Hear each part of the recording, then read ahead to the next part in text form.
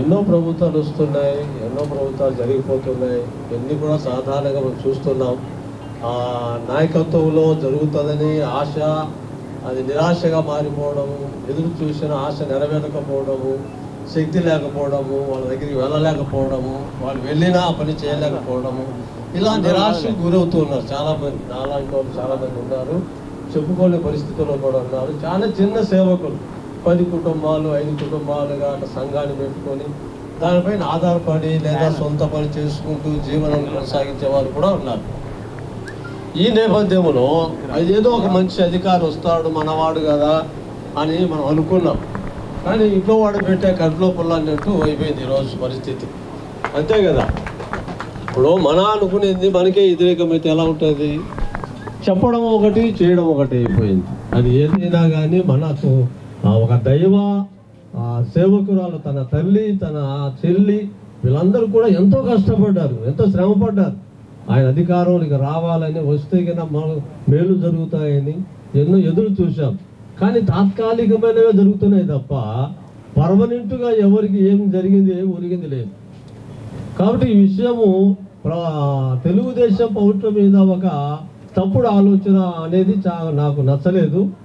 గతంలో చాలామంది చెప్పింటారు, కానీ నాకు తెలిసిన అనుభవంలో తెలుగుదేశం పార్టీ నాయకుడు చంద్రబాబు నాయుడు చాలా మంచి నాయకత్వం అయింది, అడ్మినిస్ట్రేషన్ అనేది చాలా మంచిదైంది. కాబట్టి ఆయన ఉన్నంత కాలము ధరలు కానీ ఎటువంటి అనాచరికమైన కార్యాలు కానీ గొడవలు కానీ ఎక్కడా మేము వినింది లేదు, చేసింది లేదు. పలాన్ని అతన్ని చంపాడనేది కూడా ఎక్కడ వినపడలేదు, కూడా ఎక్కడ మనము చూసింది లేదు నా వరకు నాకు తెలిసేనమాట. కాబట్టి ఇక ముందున్న తర్వాత వచ్చిన వాళ్ళ నాయకత్వం ఎలాంటిదో ఇక్కడ ఉన్న అందరికీ తెలుసు, కానీ బయటికి చెప్పలేకపోతున్నారు, ధైర్యం లేకపోతుంది, భయపడుతున్నారు. ఈరోజు భయపడితే రేపు కూడా భయపడాల్సి వస్తుంది, అంతే కదా. కాబట్టి ఈ పరిస్థితిని మనము కొంచెం మార్చుకోవాలంటే ఆయన మీద ఉన్న తప్పుడు అభిప్రాయాలు కొంచెం తొలగించుకొని ఒక అవకాశాన్ని ఏది మన జిల్లా నాయకురాలుగా మనకు అండగా దండగా ఉంటానని వాగ్దానం చేశారు. అంతేకాకుండా పేదవారి సైతము పెద్దవారి వరకు కూడా వారికి చేతనంత సహాయం చేస్తున్నారని గతంలో నేను విన్నాను. ఇది రెండోసారి నేను రావడము. కాబట్టి ఒక మంచి హృదయం కలిగిన కుటుంబము. గతంలో రాజిరెడ్డి గారు రెడ్డి గారు రాజగోపాల్ రెడ్డి గారు నాకు తెలుసు, కానీ నేను ఎప్పుడు ఎవరిని కలిసింది లేదు, ఏ నాయకుడిని కూడా. కానీ వింటా ఉంటాము, చూస్తూ ఉంటాం. ఇవన్నీ కూడా నేను కూడా చూసి విన్నటియే. కానీ ఆ చంద్రబాబు నాయకత్వంలో అనేది ఎస్సీ వాళ్ళకి అన్యాయం చేశారని లేకపోతే ఇంకొకరికి అన్యాయం చేశారని అనడం తప్పు. నా వరకు నేను ఒక ఇది దేనికంటే మన స్కూలుకు చైర్మన్గా పనిచేసేవాడిని. అప్పట్లో హరినాథ్ గారని ఒక మంచి న్యాయం చేశాను, ఆయన చేశాడు. మాకు అప్పచెప్పిన పనులు మేము కూడా ఇప్పటికీ మాకు స్కూల్ ఉంది, అక్కడ ఉన్న పేద ప్రజలందరూ కూడా ఆ స్కూల్లో చదువుతున్నారు, చక్కగా జరుగుతాయి. ఇలాంటి కార్యక్రమాలు చాలా చేశాడు గతంలో చంద్రబాబు నాయుడు యొక్క ప్రభుత్వంలో. కానీ వ్యక్తిగతమైనవి పార్టీ పరంగమైన ఉద్దేశాలు పక్కన పెట్టి మానవత్వాన్ని కలిగి దైవత్వాన్ని కలిగి అతను ఉన్న మంచితనాన్ని కలిగి మనము ఈరోజు మన నాయకురాలను మనం ఎన్నుకుంటే మేలు జరుగుతుంది నా యొక్క నమ్మకము విశ్వాసము. అలాగే వాళ్ళు కూడా అలా జరిగిస్తారని నేను నమ్ముతూ ప్రభు వారిని దీవించాలని ఆయన నాయకత్వాన్ని అందించాలని నిండు మనసులో కోరుకుంటూ ఇచ్చిన సమయాన్ని బట్టి మీకు వందనాలు చేసినారు.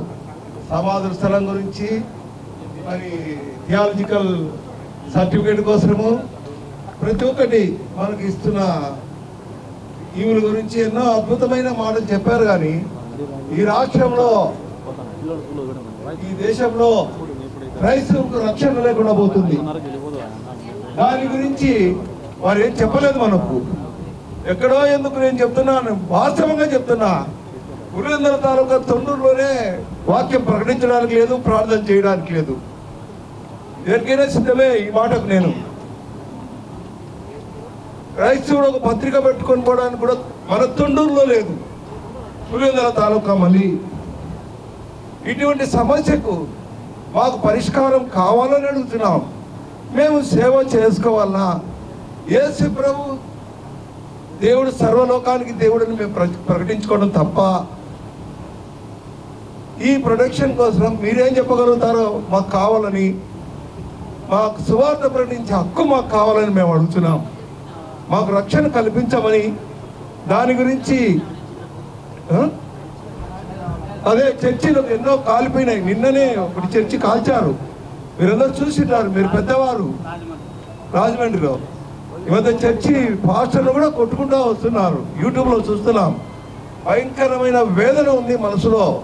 ఏమంటే క్రైస్తవులు ఏం చేయలేం, అందరం ఉన్నాం. ఎన్నో రకరకాల చర్చిలు, రకరకాల మా దాని కూడా తేడా ఉంది. ఆ చర్చి వాళ్ళని కొట్టింది మనలు కాదులే అని. అందరూ క్రైస్తవులే. మా చర్చి వాళ్ళని కొట్టారా, సిఎస్ఐ వాళ్ళని కొట్టారు, ఎస్పీజీ వాళ్ళని కొట్టారు, మనకెందుకు అని ఈ విధమైన ఉద్దేశాలతో ఉన్నారు. ఇప్పుడు ఏ ప్రభుత్వం వచ్చినా మాకు రక్షణ కావాలా. అమ్మగారికి ఒక వాగ్దానం చేస్తున్నా, 27:5 వచనము మీరు రాసి పెట్టుకొని, చాచిన బాహువు చేతను భూమిని అందులోనున్న సమస్తమును సృష్టించిన నేను ఎవరికి ఇచ్చిన న్యాయమో వారికే ఇస్తానని దేవుడు చెప్పినాడు.